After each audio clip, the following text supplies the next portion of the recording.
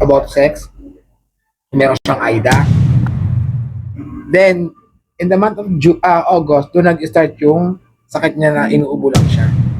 Month of June, ganun. Bigla siyang tumingin sa trabaho. Saka inisip ko lang din na gusto niya din siguro magpahinga. Pagod na rin siguro siya.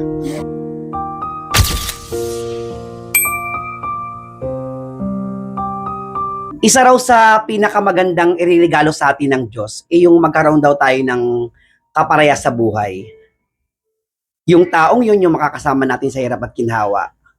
Yung taong yun yung mamahalin natin at mamahalin tayo kung ano tayo at kung sino tayo. At maswerte tayo kapag nakita natin yun. At ngayong gabi, speaking ng pagmamahal, isa sa kaibigan ko, isa sa kababata ko, ay natagpuan nga ang tunay na pagmamahal sa straight na lalaki. Walang iba guys, kundi ang nag-iisang Judy Ann Pranisa Recto. Hello, magandang gabi. Okay, by the way Juday, kumusta ka na? Actually, okay na hindi okay until now. Okay. Para po sa hindi nakakaalam, ito po ay kababata ko si Judayat. Matagal na since anong buwan, anong taon ba tayo naging magkaibigan? Elementary days, elementary. Elementary days. So nagkasundo kasi kami before is Magic Knight Rayer, di ba? Sa Magic Knight at cartoons, anime yan. Yan ang favorite namin. Yes, oo. Hanggang sa lumalaki kami, nag-high school kami, talaga namang naging, syempre kasi kami dito sa Floodway, sa Pasig, kami lang talaga yung mga bakla, kaya rin kami yung naging magkakaibigan. Tama? Tama. Siyempre, may mga naging boyfriend tayo, di ba? Oo. So, tatanong ko lang, ilan na yung mga naging boyfriend mo? Yung mga seryoso, palagay mo? Actually, nagka-boyfriend ako, 3. Tatlo. So, Pangatlo yung itong huli. okay. Speaking itong huli, guys, pag-uusapan natin ngayon yung naging love story nila ni Ricarte. 10 taon, tama ko? Yeah. So, Juday, paano kayo nagkakilala ni Ricarte? Actually, nagkakilala kami sa GC, group chat. Then, magkasama kami doon. And then, nakita ko yung name niya. So, piniem ko siya. Kasi, type ko siya eh. So, piniem ko siya. Kinuha ko yung details niya, detalye niya, kung taga saan siya, kung anong trabaho niya, kung ilang taon na siya. Then, lumipas sa mga araw, niligawan ko siya. Ikaw ang nangligaw kay Ricarte. That time nang nililigawan mo siya, alam niya ba yung tunay mo pagkatao, hindi pa? Actually, hindi pa. Hindi pa. Okay. So, paano nagsimula yung ligawan? Di ba siya nagtaka na nililigawan siya ng isang babae? Kasi di ba sabi mo nga, hindi niya pa alam na gay ka. So, ano yung first move niya? Ano una niya nasabi nung sabi mong liligawan mo siya? Actually, ano lang siya, katawa lang, gano'n. Sabi niya, bakit daw isang babae pa yung maliligaw sa kanya? Ano katagal kung siya niligawan bago kanya sinagot? Actually, ano lang eh, week lang. Week lang. Week lang siya. Bali, nung naging kayo, nagchat-chat lang kayo, ganun, wala ba? Kasi dati hindi pa ata uso ang video call, tama? Uso na siya. Uso na ang video call. So, nakikita na kayo. Yeah, nakikita na kami through video call. Kayo unang palang nag-meet or eyeball kung tawagin dati? Actually, tanda ko yun, mag-Christmas siya. December 23, 2001. Ay, 2020. 2020. 2020. So, paano yung Juday? Nakita kayo. Siyempre, nakita ka niya na hindi ka tunay na babae. Paano ang nangyari? Actually, hindi mo na ganito yung nangyari. Kasi, nung time na yon, bago yun nalaman na gay ako, na ganito ako, kayo naman kayong friend ko, si RG Amaro sa bahay. And then, tumawag siya. Then, si RG yung sumagot. Ang sabi ko kay RG, friend, pwede bang sabihin mo sa kanya na kung talagang mahal niya ako, tanggap niya ako. Dawa mong daan si RG. Ngayon, Ricardo, katanungin kita, sabi ni RG, kaya mo bang tanggapin ng buong buo yung kaibigan ko kahit nag-gay siya? And then ngayon, ito naman samagot naman tong naging asawa ko, si Ricardo, na bigyan mo ako ng isang araw. Pag tumawag ako sa kanya, ibig sabihin, tanggap ko siya. Tumawag siya. Kinabukasan at that day. Wow, ang galing. Ibig sabihin, tinanggap ka niya kahit gay ka. Yeah, tumawag ka sa So, akin. gaano katagal kayo naging magjowa sa mga chat or sa mga text bago kayong mag-live-in? Actually, 5 years. Nag-ano kami, start kami 2015. 2015. So, kailan kayo nagpasyang mag-live-in na at kailan kayo nagpasyang nag-live-in na? Sa kanya, kung talagang mahal mo ako, pwede ka pumunta rito. Nandito ka Christmas Eve o Noche Buena. Then yun, pumunta siya ng kinagabihan, December 24. Pumunta sa inyo si Ricarte. Kailan kayo nagdesisyong mag-live-in? Actually, bago ako mag-birthday, last February 2021. 2021. So, nag-live-in na kayo. Yeah, nag-live na kami. So, as a first timer na nakipag-live-in ka, ano yung mga unang buwan, dalawang buwan, ano yung nag-adjust ka ba, nahirapan ka ba, asa meron kang ka-live-in? Actually, hindi. Parang feel ko talaga na yung parang, ano lang kami sa dalawa, yung parang normal na mag-asawa, as talagang babae sa lalaki, gano'n. Wala kaming conflict na yung nagkakaiyaan kami. Wala. Ano yung mga madalas na problema na pagdadaanan nyo, tampuhan na pagdadaanan nyo? May ganun ba? Actually, sa isang relasyon, meron naman talaga. Marami. Kagaya ng if ever na pag nagamansari kami. Actually, siya kasi yung tao na hindi siya gaano sweet. Kasi sa tuwing magamansari kami, hindi kami lumalabas sa labas. Hindi kami nag-date, hindi kami kumakain sa labas. Sa bahay lang kami. Minsan nga parang wala lang yung pag alimbawa, mansari namin. Parang wala lang, inom lang kami sa bahay, ganun lang. So, after 4 years, nag-live-in kayo, meron siyang nararamdaman, tama? Oo, meron. So, anong nangyari? Akala mo ba simpleng sakit lang ba siya o anong nangyari? Bakit siya nagkasakit? Actually kasi nung time na yon, last parang June yata yun, nag-work pa siya. Ako naman, nag-work din ako as yung nagwawali sa mga Tupad. pat, and then nagka-agapoy ako. Sa rin forest ako ng area. After ng June, siguro half month of June, ganun, bigla siyang tumingin sa trabaho.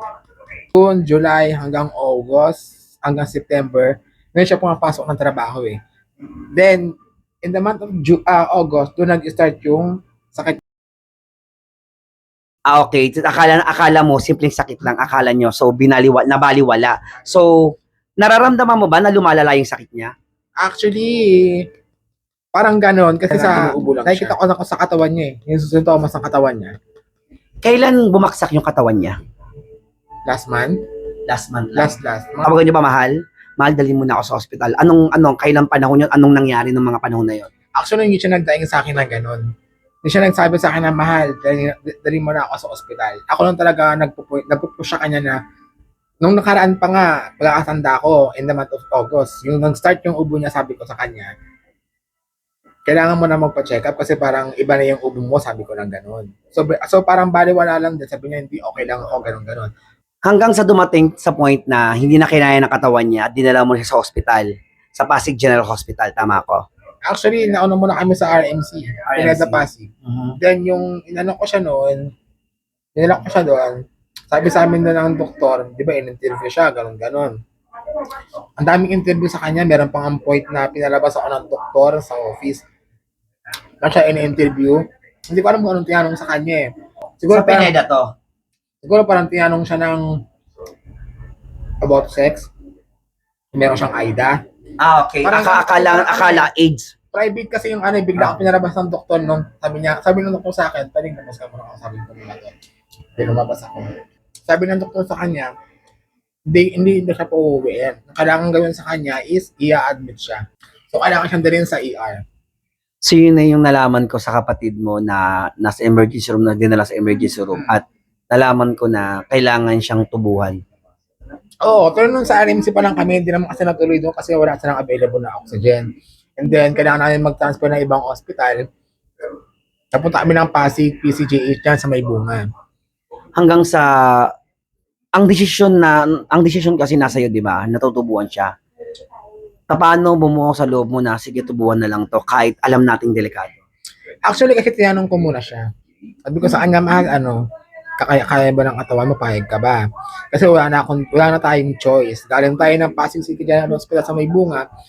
Then, ang option doon is ganun pa din. Kailangan ka talagang tubuan kasi nga sa x-ray mo, ganun. Yung baga mo is napuno ng tubig. Ako nabitawang hindi magandang salita eh. Kasi, ang gusto nilang family ko na gusto agad, i-admit ko agad siya. Ako naman, nagsalita ako ng hindi maganda na parang napagod ako.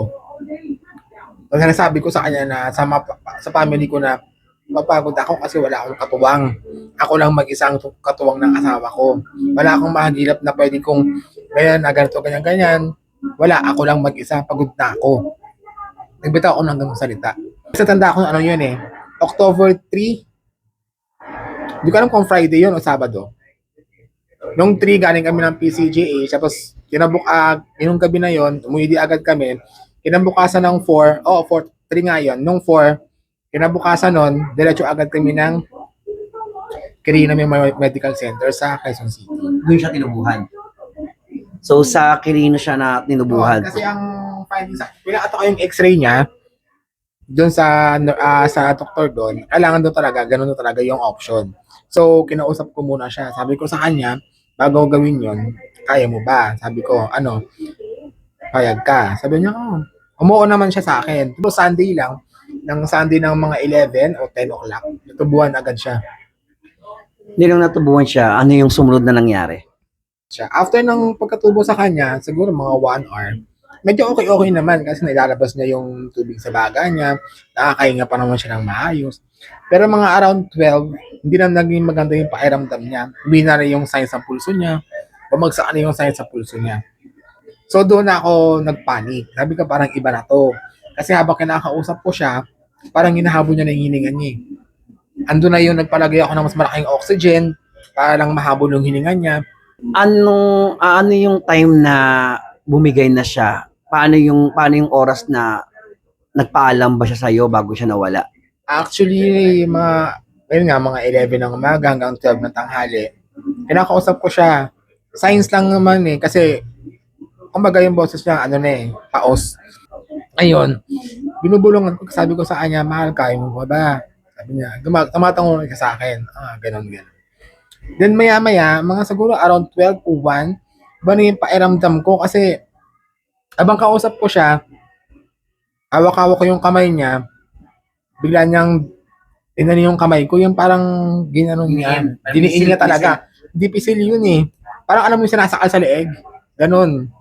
Tapos sobrang, pero mahina siya, pero ang lakas ng niya, yung person niya, binigay niya. Sabi ko, aray ko, sakit. Gusto kong tanggalin kasi hindi ko matanggal kasi hawak-hawak niya.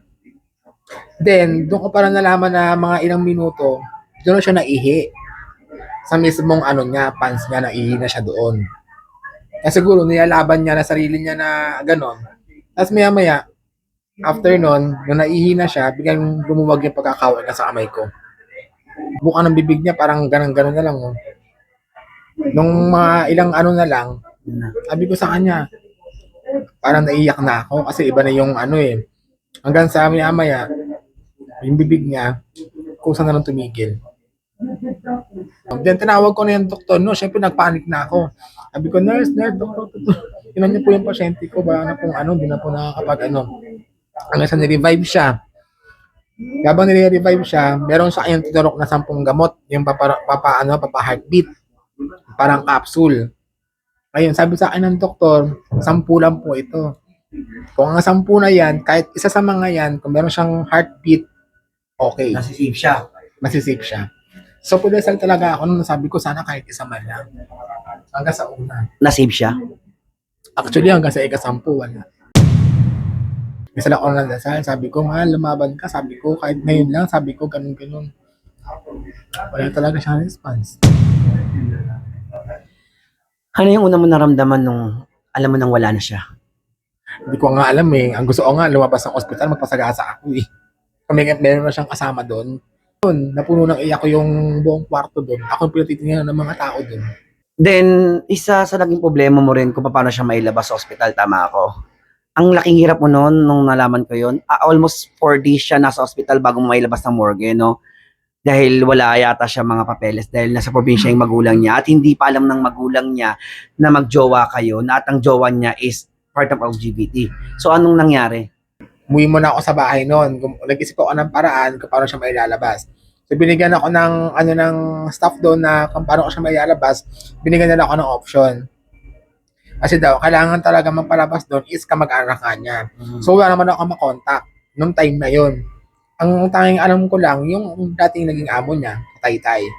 Hanggang sa nakontak ko na yung amo niya, ganun-ganun. Pero nilalakad ko yung paper. Hanggang sa yung, sinabi sa akin ng staff doon na, ganito gawin mo. Kumuha ka sa barangay ninyo ng cohabitation center, cohabitation letter na nagpapatunay na ikaw yung live-in partner niya for 10 years. Doon mo ilalagay yun. Para yun ang magiging power mo para mailabas mo yung cadaver niya. Cadaver is yung labi ng katawan. Para mailabas ko doon mismo sa my morgue. Pero after 4 days, nailabas mo siya at nung nailabas mo siya at dinala yung kanyang labi na nasa kabaong, andun ako nung panahon na yun. Ano yung pakiramdam nung di ba nakakabaong na siya at nilalagay na doon sa inyo? Doon pa lang sa labas ng morgue, parang nanghihina na talaga ako. Hindi ko na kayang yung mga tuhod ko. So nung binurol mo siya dyan, ilang araw bago dumating yung mga kamag-anak niya, kapatid niya, magulang ba? Ano bang, or nung dumating, nung nalaman na ganyan ikaw ang karelasyon, may mga nasabi ba sa'yo? Actually, doon pa lang sa ospital, bago ko siya nailabas noon, nakontak ko na yung mama niya. Ang tanong kaagad sa akin is, kailan ng libing? Ngayon sabi ko, sa mapaisip ako, libing ka agad? Di ba pa rin burol muna? Then kinausap ko na maayos yung nanay niya, sabi ko sa kanya, total, wala na naman po yung anak ninyo, yung asawa ko, wala na naman. Pagbigyan niya po ako ng pagkakataon na maiburol siya kahit isang linggo man lang. Actually, ang unang dumating kapatid niya, yung paglima yata, pang-anim, tapos pinsan niya, asawa ng pinsan niya, tapos katrabaho niya.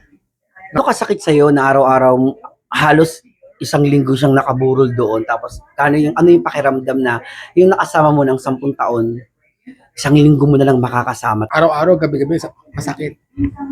Walang araw na hindi masakit. Hanggang nalibing siya, hindi dumating nanay niya. Hindi. Hindi talaga dumating. Hindi gumawa ng paraan. So dumating ang araw ng libing. Yun na yung pinakamasakit na araw na libing kasi syempre ililibing mo na yung taong mahal mo. Ano yung ipaliwanag mo yung mga nangyari, naramdaman mo na ako? Actually, yun nga eh. October 21, ang libing niya. So, Martes, alauna ng hapon. Nung Martes ng alas 4 ng umaga, nagkaroon na naman ng bagong problema. Oh my God. Kasi nga, si Mama, dapat magtutulog na ako noon, iidlip lang ako, buwaba ako sa bahay. Ito naman, pagkaba ko naman sa bahay, si Mama naman, nahihirapang huminga. So nag-ano na siya, nag-hysterical na siya. Tinatawag yung pangalan ng nanay niya, yung mga kapatid niya, ganito, ganyan, hindi raw kaya. Then, sabi ni Mama, paano na daw, hospital na daw, pa-admit. Sabi ko, okay, sige, go, laban. Ang hirap nun, no? Ililibing mo na yung jowa mo ngayong araw, tapos tinakbo mo pa yung nanay mo sa ospital. Actually, ang hirap talaga. Nangyari, samahan mo ba yung taong mahal mo sa kanyang huling hantungan? O andun ka lang sa piling ni mama mo kasi kailangan niya? Umuwi ako ng 7. Para ilibing yung taong mahal mo. Actually, di pa para ilibing kasi kailangan kong habulin yung basbasa sa simbahan eh. Okay. Misa. Nahabol mo. Nahabol ko siya. Nagawan ko siya ng paraan. Napanood ko yung video mo nung may nagpasa ng video sa GC natin. Narinig ko na nagpapasalamat ka sa asawa mo sa loob ng 10 taon na minahal kanya. Pero gusto ko lang din malaman yung galing sa'yo, yung naramdaman mo na ipapasok na siya doon sa lilibingan niya. Parang bumalik sa akin na nakaraan lahat. Kung anong pagkikita namin, yung naging kami. Hanggang sa yun, nag-live-in kami. Yung moment na pag tuwing umuwi siya ng bahay, galing trabaho, lalo na pag tuwing Sabado, kasi lagi ko susunod ko sa Chinese eh. Bibili ako ng ulam, bigas namin. Yun, na-miss ko sa kanya lagi. Bago siya bago siya ipasok doon sa loob. Actually, parang ayoko pa nga. Kahit gusto ko pa siya makasama na hindi natin at mga ilang araw pa, kaya sabihin natin mga 2 weeks. Sabi, iniisip ko rin yung kaso. Saka iniisip ko lang din na gusto niya din siguro magpahinga. Pagod na rin siguro siya. Kamusta yung unang gabing hindi mo siya kasama? Hindi okay. Ang gusto ko yung mag-inom ako lagi. Lagi lang yung alak lang yung gusto kong anuhan ng problema ko. Ganyan, bakit? Ay ko nang isip bakit? Bakit ganun? Parang kahapon lang, yun nagsama kami na ganyan. Kahapon lang na Nagkakilala kami. Sa isip ko, parang andaya ng ano eh, andaya ng panahon, andaya ng oras. Madaya din siya sa isip ko. Meron bang times na nagpaparamdam sa'yo, nagpapakita sa panaginip? Panaginip wala. Pero sa nangyari sa'yo, no, sa loob ng 10 taon na nagsama kayo ng asawa mo at kasi minsan lang, parang minsan lang magkaroon ng pagkakataon na magmahal ang isang straight ng isang katulad natin, no? Sa loob ng 10 taon na pagmamahalan ninyo at ngayon nasa langit na siya, meron ka bang pinagsisihan? Actually, marami. Una sa lahat, ang unang pinag-iisihan ko sa kanya is yun nga, masyado akong inabuso yung kabaitan niya. Masyado akong nagpakabebe, nagpa-prinsesa sa bahay. Aminado ako nun. Aminado talaga ako. Sa loob na ng taon na nagsama kami, 4 na taon na nagsama kami, siya lang lagi kumakayod. Siya lang yung nagtatrabaho. Hanggang sa dumating yung point na naisumbat niya sa akin lahat. Pero hindi ko naman siya masisisi. Kasi alam ko naman na pagkakamali ko naman. Nakikita niya tayo ngayon. Ano yung mensahe mo para sa kanya? Ako, mensahe ko siguro sa kanya, siguro kung katabi ko siya ngayon, sana man lang isang beses, gusto ko magpa-edit sa akin. Marami akong tanong sa kanya. Gusto ko siyang kausapin kung nasa maay ka siya ngayon, kung deserve niya ba talaga sa ganung ng ganung nangyari, na sinadya ba talaga niya na ganun, na paalam sa akin yung buong pagkatao niya, kung ba ay nag-blame sa akin. Ang dami kong tanong sa sarili ko. Ano yung magiging mensahe mo sa mga katulad natin na part ng LGBT na pag dumating ang panahon na naranasan nila yung naranasan mo na mahalin ng isang straight na lalaki at ibinibigay ang lahat para sa atin? Ano yung pwede mo maging mensahe sa mga katulad natin kung dumating man sa point na mahalin din sila o matagpuan nila yung natagpuan mo? Ako siguro magiging mensahe ko para sa ibang mga LGBTQ plus A na kagaya ko. If ever na makaharap kayo ng karelasyon na straight guy, o even di man talaga straight gay talaga, or kapwa niya mga ganyan, mahalin nyo ng totoo. Hanggat nandyan siya, kasama nyo siya, kumbaga, kung ano yung ibibigay niya sa'yo, ibigay mo rin sa kanya na mas higit pa. Hindi kasi sapat yung napagilingkuran mo siya, ibibigay mo yung gusto niyang ganito, yung halimbawa, pagdating sa mga gawain, laba, luto, hindi pa rin sapat. Kumbaga, sa trabaho ka lang, magkasama kayong dalawa. Na-experience ko ni sobrang sakit na hanggang sa huli, hindi ko pa rin maisip na nasa huli ang pagkisisi. Though na alam ko naman talaga sa sarili ko, na kailangan ko talaga masisi until now.